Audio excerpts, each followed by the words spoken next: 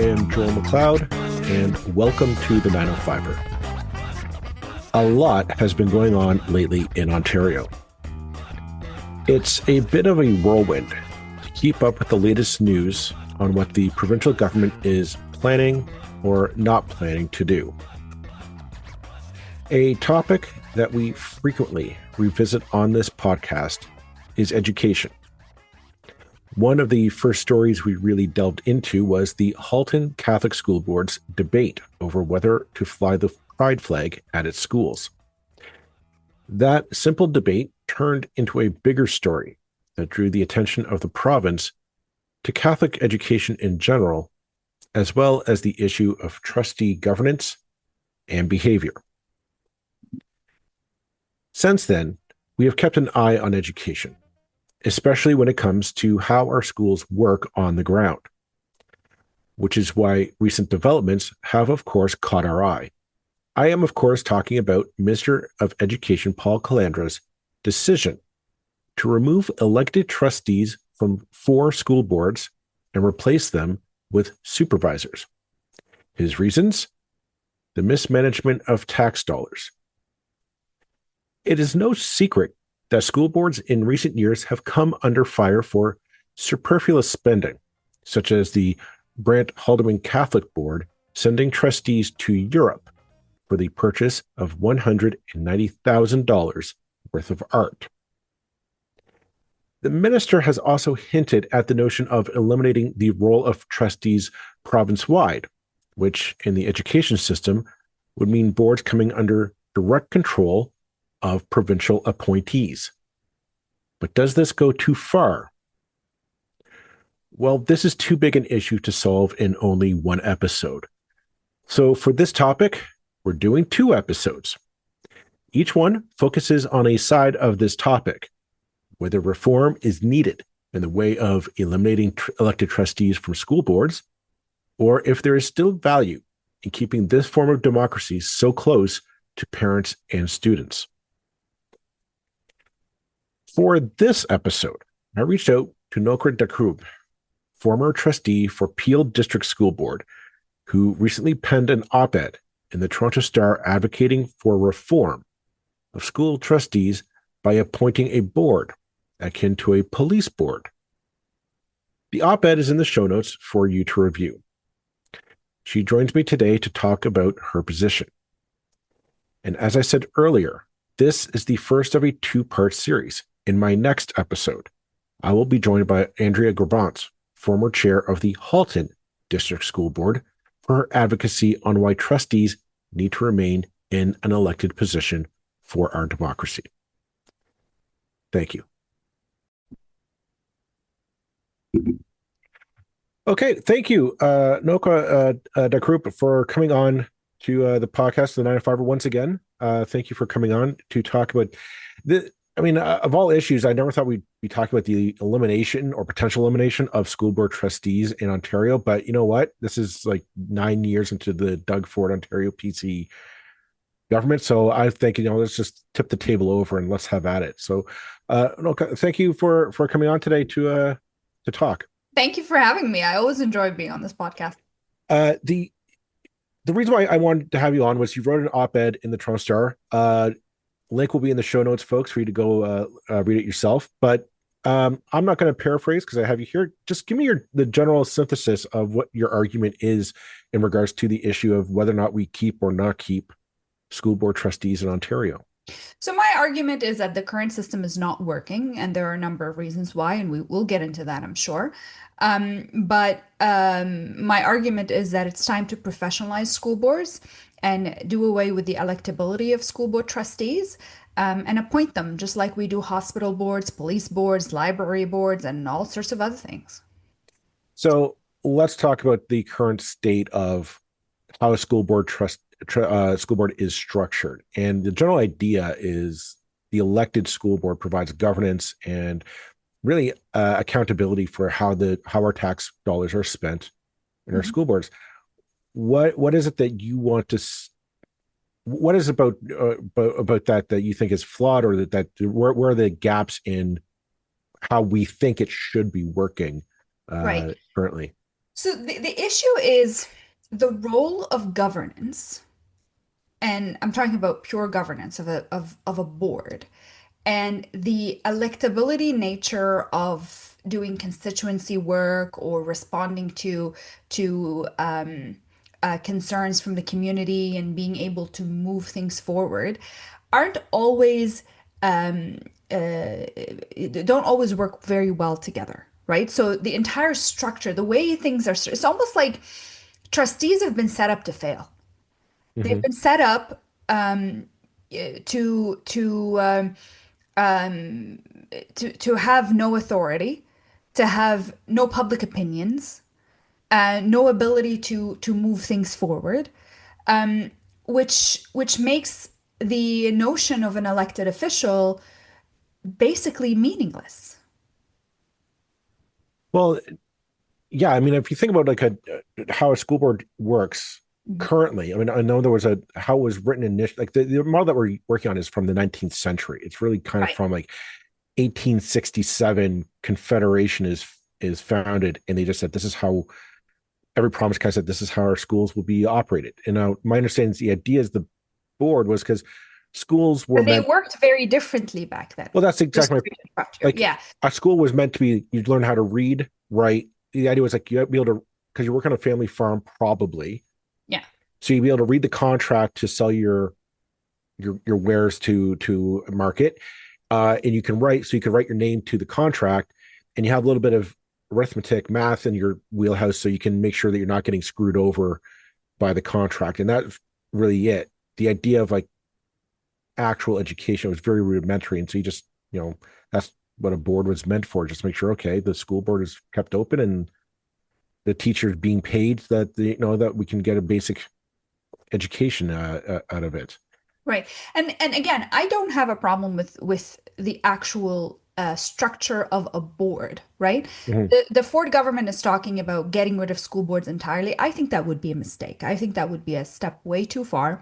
And I think that would prove to be a bit of a disaster in terms of how you would be able to organize and deliver public education in a local setting. Why is that? Because it's a lot of work. It's not, they're talking about, they haven't really thought it out, but they've talked about having four basically school boards for the entire province.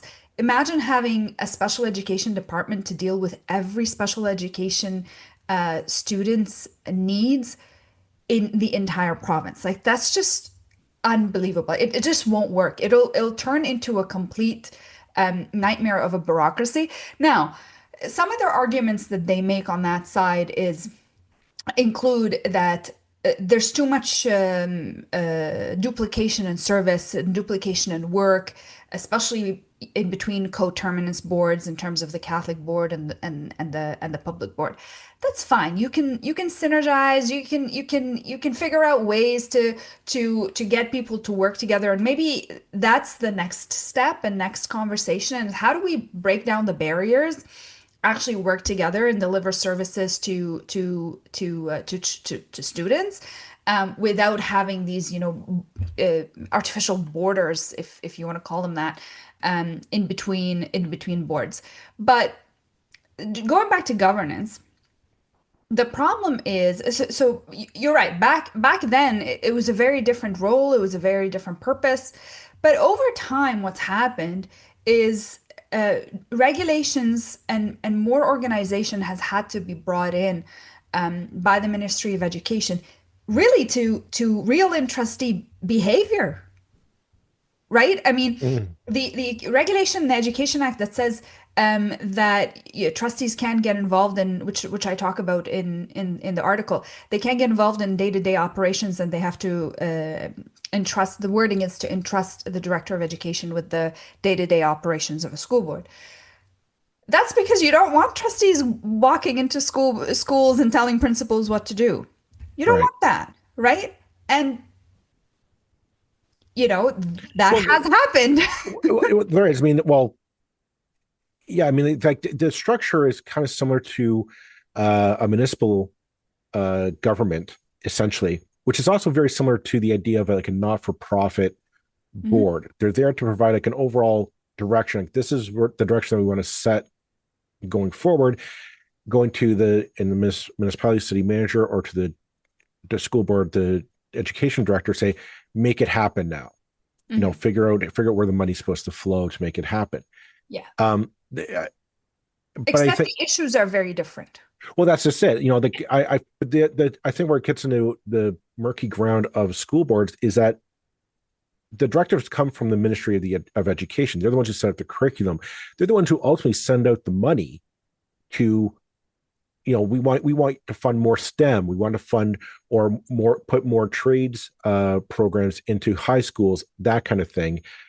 They're the ones who ultimately set the direction. This is what you're going to be taught. School Yeah. boards, you just basically, okay, well, we need to buy more textbooks for high school A, and we need to put a coat of paint on the lab walls of high school B, is kind of really what it comes down to. I'll go a bit further. I served on the budget development committee for most of my time when I was at the school board for 8 years. I think there was only 1 year that I wasn't on the budget development Mm, committee. It was just something I was interested in. Um, Most of the money, so the board, I'll talk about Peel from my experience. The budget was around 1.8, 1.9 billion. So it's close to $2 billion of an operating budget. But the vast majority of that was enveloped because of collective agreements, right? So right. at the end of it, trustees really had to make decisions about somewhere between five to, I think the most I ever worked on was, you know, 10 to 14 million dollars, something like that. And I hope I don't get in trouble for sharing those numbers, but I don't think I would because we're just Okay, talking but about structure. like, what would be the thing that you'd be sitting around the table talking with the other trustees about? Because you're not talking about, you're right, you said you're not talking about contracts, you're not talking about No. wage or salary increases or the spectrum, like that kind of thing. Yeah. What's the wiggle room that you're sitting there and you're going to stay up late into the evening talking with your fellow trustees about how do we spend $10 million? Right. So, it would be things around um mainly business cases that would come through staff that are around needs of the system, whether it's more HR staff or more more I can't even specific initiatives that we're working on or things like that. But it wouldn't be necessarily like it would never ever be. Oh, EAs actually. EAs would often come in as that was actually the most impactful thing, Mm-hmm. I would say, because there's a difference between the EAs you hire as like permanent, and then you can add. We would be able to hire like additional EAs, and that would often come in through funds like that. Right. But in all honesty, it would never be that we're going to have an extra like, teacher or like an extra, because that just doesn't happen. That's just not how Right. it works. All of that comes directly from the province, and it's already completely decided. So really, you know, you're elected officials who are making very little decisions, who are basically there to move forward an agenda. And I'm not saying those things are not important. You do need to have some sort of, again, I'm not against having a board. I'm just against the electability of it, and there's So very many reasons for that. So let's go on to that then. Yeah. What exactly is it that you're envisioning would be the ideal model for the 21st century in Ontario? Well, let's talk a little bit about what the real problems are, right? So the real problems with trustees, with the way the model is now, is of course we talked a little bit about, what the role is and, why it's not really that necessary. But also there's been a lot of trouble, right? We hear about boards being under supervision pretty regularly now, right? It's not something that's unheard of. And you don't hear that from about police boards. You don't hear that about hospital boards. The level of accountability at the school board is very low, because people get reelected based on name recognition over and over and over again, and with a very, very tiny, tiny percentage of the electorate. Because most people don't actually vote for the school board. Most people don't even vote in municipal elections. The Mhm. turnout in municipal elections is somewhere around 21 to 25%, right? If you're really, really happy if it gets to 27, Right. right? Um, and and a smaller percentage of that is actually voting for the school board because a lot of people actually leave it blank. So the electability of it is not really like it's such a small percentage of Well, the population. I remember I ran for Halton Catholic Hmm. School Board years ago, and I remember knocking on doors and like when you run, I'm sure you know, and I'm just letting our listeners know, you get a list of like for me, it was like every registered Catholic voter Right. in Burlington. That was where I was running Yeah. for. And so I figured, okay, what neighborhoods am I going to go? And I started knocking on doors, and the number of uh, elderly people, people retired people, or people who are parents who are literally like, no, my kid is in grade 12, they're graduating next year, and they're out. It was such a that was the large number of people because they are Catholic. Hmm. They got on the list. So I was knocking on the door saying, and you're entitled to vote, can you vote for me? And there's, I don't care, my kid is gone, or they've left the system, they're adults now. Hmm. I might care about my grandchild, but they're not even in Burlington, they're living, in London or wherever. And so there's that too as well. Like, you just, as you get older, you just get far more removed from the education system once your kids kind of age out, or you get to a point where you're just like, nah, I gotta cope through it for 3 more years. Yeah, Right. I agree with that. And I'll add that most parents don't know who the trustee is. They don't know that there is a Mhm. trustee. They don't know what a trustee does. They just see this person who shows up at graduation when their kid is done school, who gives a speech, right? Um, so so those are really my my concerns about it from my experience. But also, I would say that there is a way forward, and we don't have to throw the baby out with the bathwater. And my answer to that is to professionalize school boards. So have an appointed board, appoint professionals who have some level of expertise in governance, some level of expertise in education. I'm not saying they all have to be teachers and educators. I don't think that's a good idea because you need different perspectives to help shape the system. Um, and have that done by an independent panel, or maybe perhaps the government could work on an independent office for appointments because they do a lot of appointments, which would help kind of keep the partisanness out of it. It will never be nonpartisan. It's not nonpartisan now. Like, Mhm. let's be Mhm. honest. Yeah. Like, everybody's always telling me, oh, but Nokha, if they do that, then the government's going to appoint their people, and then Right. it's going to be a partisan, disaster, whatever. I'm like, it's a partisan disaster now. How many, and nothing against any of these people. I like a lot of these people. How many school board trustees were candidates in the previous provincial election for the Ontario Liberal Party? Well, a lot of them also go on to run for conservative, like the Yeah. CPC, as well as the Ontario. So you're right. It is a lot of people view it as a stepping stone for provincial or sometimes federal aspirations. Or municipal, right? But Mhm. so that's a part of it. But also, we can't say that if it's going to be appointed, then it's going to be, this partisan. All these partisan hacks are going to be involved in it. It's already like that, right? So, so just so I can summarize for our listeners, so you're thinking like something like a police board. So you would have an appointee of people who have accounting backgrounds, grassroots kind of organization, business leaders in the community, as well as social activists of some sort, appointed by Minister of Education, Yeah, I mean, or I think their office.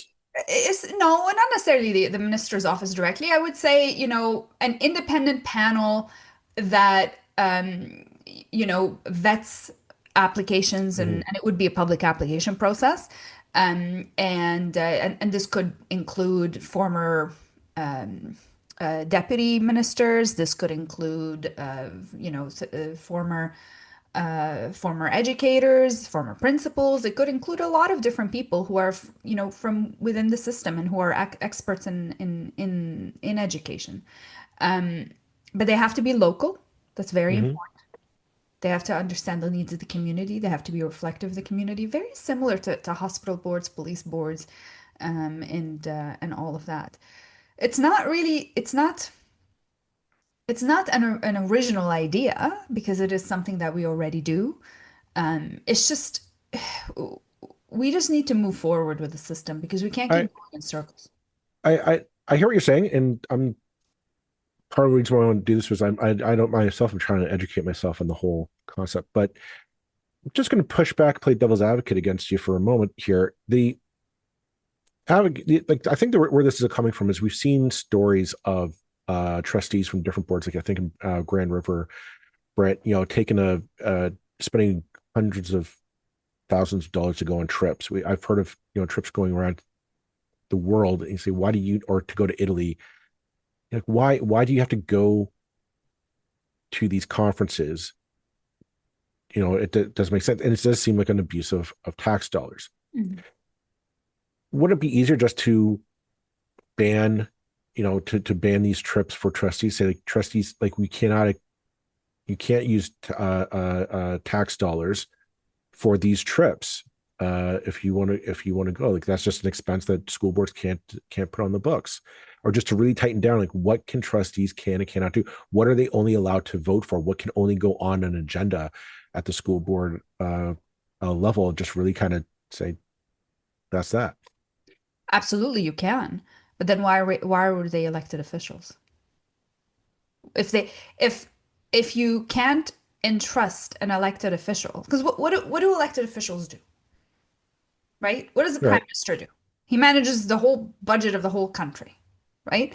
The premier, he manages the budget of the entire province. That's what cabinet does. That's what elected officials are supposed to do. If you can't trust an elected official with taxpayer dollars, they're not an elected official, or they shouldn't be. Well, the argument then is like, why do we not have government? Because there are people listening and saying you can't trust can't trust the guys at Queens Park, let alone Ottawa. Uh, No, but I mean, I if understand what you're you're gonna saying, have though. if you're gonna have Yeah, rules that say, you can't spend money on any this and that and the other thing, this is what you can do, and da, da, da, then they're not real elected officials. I I I see your argument, and but the next question then I have is, okay, do you trust this government to put that into place given their track record? This is a government that does not shy away from cronyism. They do not shy away from scratching the backs of donors and their buddies. There's a long list of scandals and upcoming scandals. What you're talking about does leave the door open, in my opinion, to this kind of corruption where, yeah, I'll put you on a school board and you can, I just need to quiet you away or give you some credential that you can run for me later. And I think people are pushing back on your idea because they just say, ultimately, I just don't trust this government to put forward the needs of schools, teachers, students first, no matter what the changes are. It's just do we can we trust this government to do the right thing? I guess is what I'm asking us. Oh, well, this is look, do I trust this government? I don't think that's relevant. Can we all trust this government? I think the reality is you can't really trust any government to not appoint their friends or whatever it is. I think that's a question more around the rules of what the appointments would look like, Mm-hmm. and term limits would make a huge difference. And let's be very honest. There aren't that many people who are lined up who want to get appointed to a school board. It's not exactly a fancy appointment. It's not going to be lucrative because if they were to do this, and this is what I think they should do, they'd have to decrease the honorarium, especially if they're taking away the constituency work. Because a lot of you don't have to answer phone calls, you don't have to do Hmm. all go to events and all these kinds of things. Then it's not going to be this very exciting appointment. And the reality is, the government appoints many positions that are way more prestigious than school boards. I think I'll tell you, a counter argument because I do have a response for it. Sure, sure. Um, One of the biggest counter arguments I hear is Nokha, if they appoint them, then who's going to stand up, and fight the government and advocate for students and da da da. My response to that is that's not the job of a trustee. That's the job of the unions. That's what the associations are for. And I would argue that they do a fantastic job at that. And yes, the school board trustees can sit around and send a letter to the minister to embarrass him for 5 minutes during negotiations. But in my experience, and I've sent those letters, it's not going to make a huge impact and it's not going to change the outcome. Hmm. So that's a really big argument out there that I've heard that, trustees are supposed to, provide some level of pushback. I'd say they some of them do for sure. And you hear this board sent a letter and this board sent a letter. But I would say that the unions and the associations do a fantastic job at that. And I don't think they're waiting around for trustees to help them. And I don't think it's going to make a huge impact if trustees didn't do that. And I would also argue that appointed boards can also send letters to the government. In fact, Hmm. they do. The I hear what you're saying. I'm going to reframe my question in a different way. Mhm. I'm going to say, has this government wasted their good capital, their political capital with the public to push forward with it? I mean, we're talking ultimately kind of a massive overhaul to the education system, good or bad. Has this government just kind of blown through their political capital and their trust with the public to say that what they're doing is in the best interest of the public and not in their own self-interest to curry Well, favors with? I'll gonna push back a little bit. You and I are, we know we're very similar in terms of where we are on the political spectrum. Hmm. So we see it that way, right? But Doug Ford is in the 50s in the polls, Hmm. right? He's won three majority governments back to back. Potentially, he might even, win a fourth one. Although it's far away, so we can't really know. We can't really tell for Who the knows? Um, I would say that they have plenty of political capital with voters. Voters seem to have written him a blank check, and he can do whatever he wants. The other thing that I would say is voters don't care. They don't care about school board trustees. They really don't care. I've never met a voter. When I used to campaign for trustees, I'd say things like, "Are you going to go run for council?" To strike up a conversation. I'm friendly. People like me. Blah blah blah. Yeah, are you going to go run for council? Sorry, are you going to go vote for council? And they'd be like, yeah. I'd be like, well, while you're there, can you check my name off on the school board ballot as well? And they'd be like, sure, yeah, of course. They don't care. I'll agree with you that is hard to. I mean, when I ran, I ran when there was a bit of a scandal brewing. The school board was trying to cancel, Terry Fox run and Mhm. jump rope for heart and these things, and that kind of stirred up the hornet's nest. But after that, it has died down, and there's just you know now I don't think anyone could tell me who their trustee is uh, currently. That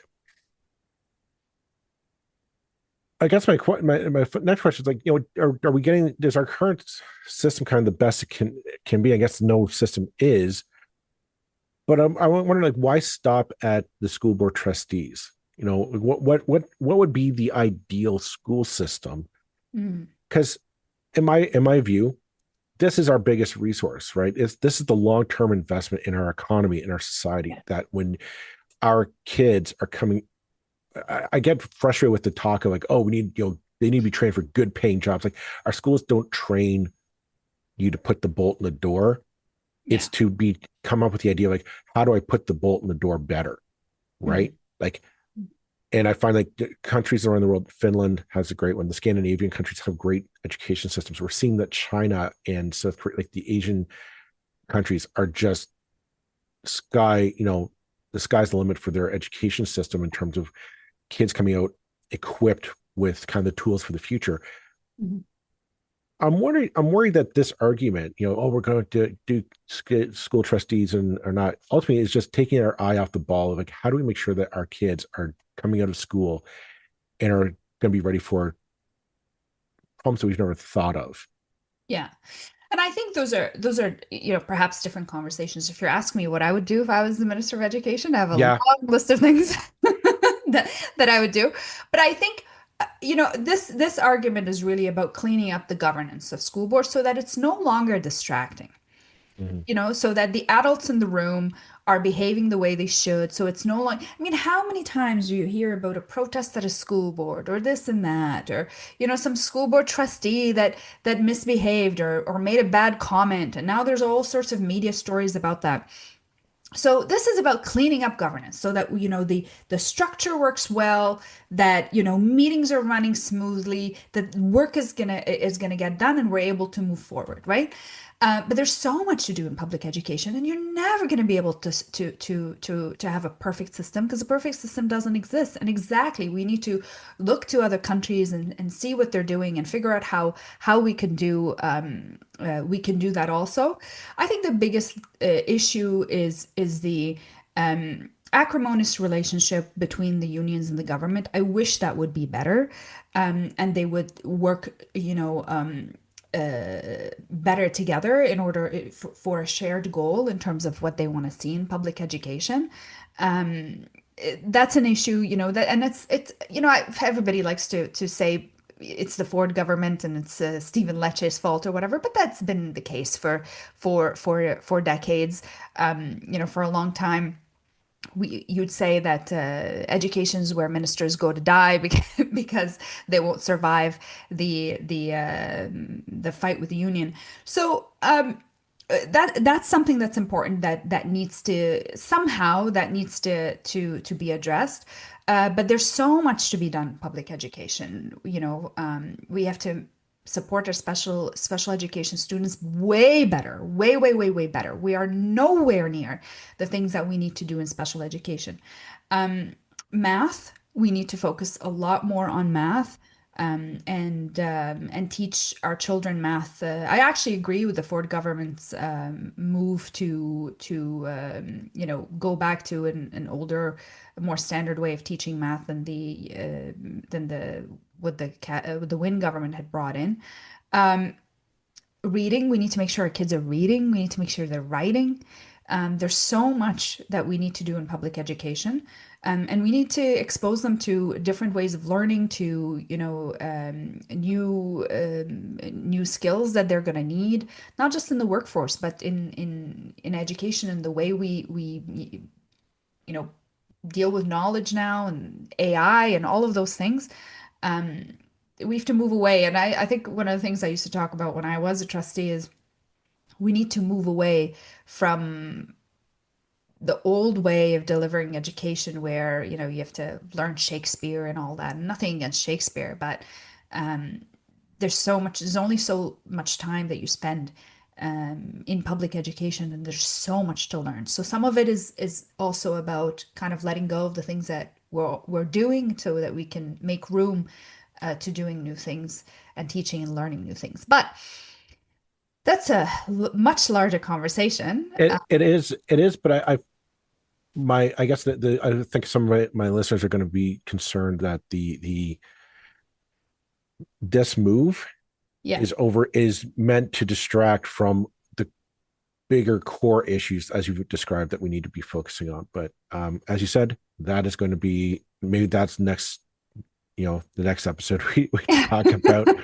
Um, as whatever have you. I know you have to get going, so I'm going to let you go. But I wanted to just say thank you for this conversation. I think there's going to be an ongoing. We'll see how the minister and the Premier rollout if they push through with this plan. And thanks for enlightening us. Thank you very much. Thank you so much, Joel. It was a pleasure to be here. The Podcast Super Friends is a monthly meeting of 5 podcast producers. Hi, I'm Catherine O'Brien from Branch Out Programs in Baton Rouge, Louisiana. I'm John Gay from Jag and Detroit Podcasts. I'm Matt Kundle from the Sound Off Podcast Network. I'm David Yaz from Pod 617, the Boston Podcast Network. And I'm Johnny Peterson from Straight Up Podcasts. Together, they form the Podcast Super Friends, an alliance of podcast masterminds sharing best practices, insights, and discussions to help make you a better podcaster. Follow or subscribe to the show on Apple Podcasts, Spotify, Google Podcasts, or at soundoff.network.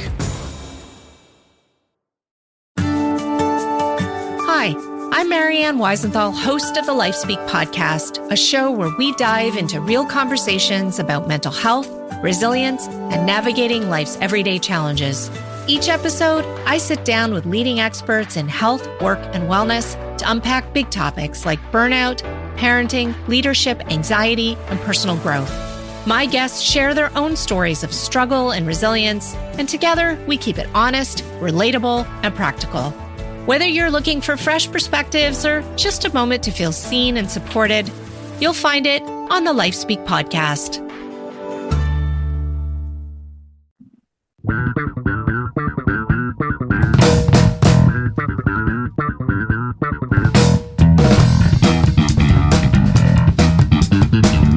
That's it for this episode of the 905er. Thank you for listening. As always, you can send us your feedback, thoughts, and concerns or ideas for future episodes to our email, info@905er.ca. We'd love to hear from you. You can help us keep the 905er going by financially supporting us through Patreon as well as PayPal. Visit us at 905er.ca and click on the support tab. As well, links are in the show notes for your convenience. Lastly, you can find us on social media. Search for _905er on Facebook, Twitter, Instagram, and LinkedIn. So long for now. See you next time.